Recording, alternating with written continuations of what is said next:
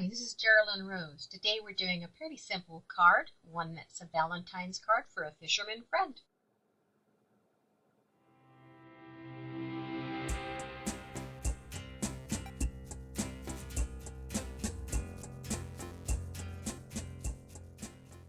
Starting out, I grabbed out some old backgrounds, the ones we all have lying around, and I die cut them with the Altenew Koi die set. It also has the stamp set with it too, and you can see there on the middle layer I'm putting their little eyeballs on. Now, because these species were originally koi and we want them to be more of like a trout type, we're going to do a little die cut surgery. So we're taking off their longer fins and their longer tails so that they look more like something that someone would fish out on a lake somewhere rather than fishing for koi, which probably don't taste all that great anyways.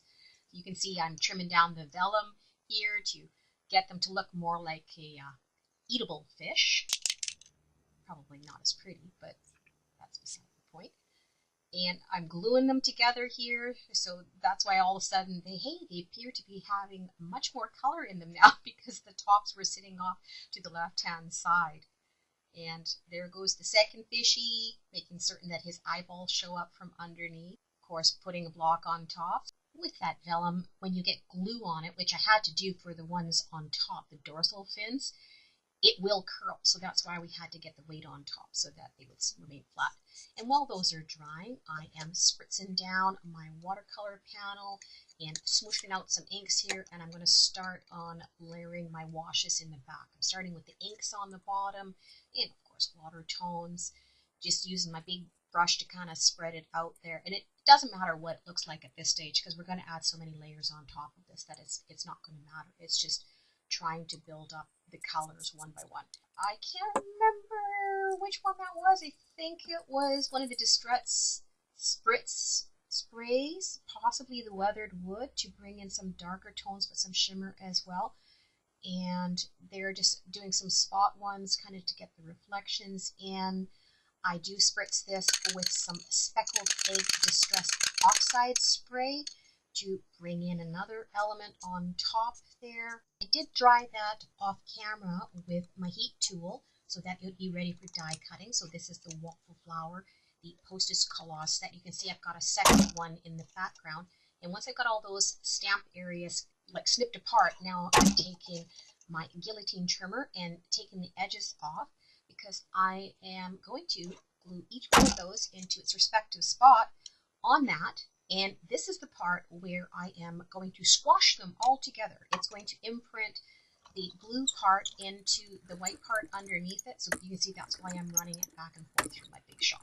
You can see we pulled out the old dryer sheet trick of putting the dryer sheets in there. So A, we get a little transfer of texture onto the panel, and B, so that the shimmer that I sprayed on there wouldn't get onto the back of my die cutting plate. Anyway, here we go. This is the part where I kept thinking as I was stamping the scents down, there's something not right about what you're doing here. I totally forgot that they go in the bottom right-hand corner. Hey, it's crafting, so we can put them wherever we want. I actually deliberately tried smearing the cancellation stamps too because that's what they look like in real life. And here's another unusual thing for me. I actually put the sentiments right on the panel. Used one of the Waffle Flower postage ones and then some of the sentiments from that Common Koi stamp set.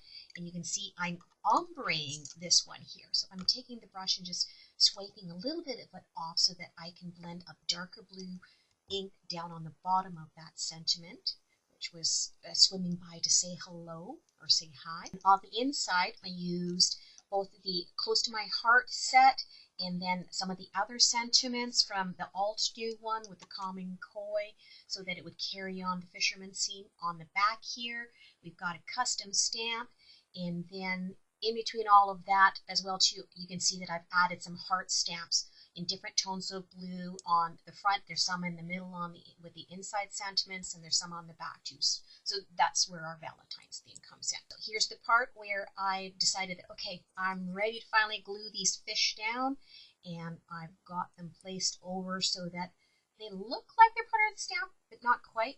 This is the part I missed filming. I actually put a little bow in through the holes there with some twine and with some of the Altenew metallic thread, the lilac, and cutting the ends off, putting the glue on so that it doesn't fray to bring this panel up. I've got the Altenew foam. I'm snipping it down, putting a wee dab of glue just so that it doesn't lift up, because I haven't used this one much yet and I'm not certain how it ends after sitting for some time. You can see I've already glued down some mats on the card base there, a metallic one in the background and then just a normal blue over top of that.